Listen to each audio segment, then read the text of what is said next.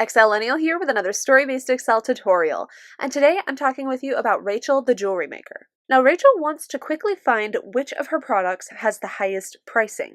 To do this quickly, we're going to try out the DMAX function to figure this out.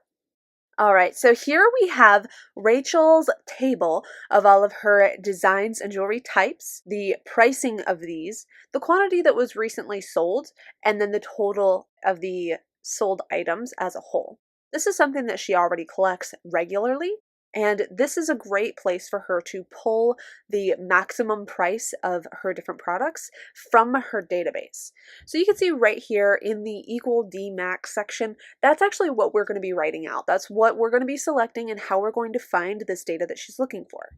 This is where I've already programmed this function, but I'm going to break it down and show you how I did that. So I'm going to start it with the equal symbol, since all functions and formulas start with the equal symbol.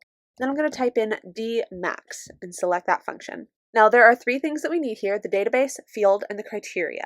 The database, as you can see in the section below, is A1 through D19, and that's going to be this entire area here. So A1 through D, column D19. That's our database. Now I'm going to type in a comma because we're done selecting our database. And then the field is the next thing we're going to focus on. The field is where you're looking for your specific data. We're looking for pricing information, so we're focused on column B. And I'm going to select B1 because B1 is the header of that field that we're looking in. So now that I have B1 selected, or the pricing section selected, I'm going to type in a comma, and now we pick the criteria. So we're looking for the max number in a certain criteria. That's what this is showing. So we have B2 through B19. That's all of the prices here that we're going to look at. So I'm going to go ahead and select B2 through B19. And then that's actually the last bit to this function. So I just typed in the last parenthesis and I'm going to press enter. So now you can see what it did is it looked at that entire database, focused on, because of the field selection, it focused in on the price column.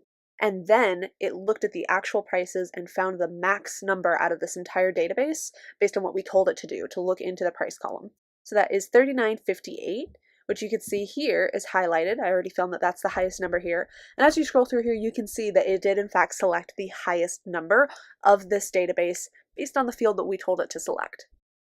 This is a really fast way for Rachel to look up a piece of information that she needed through a database that she already had collected regularly, and now she knows how to look through that database to find this specific piece of information.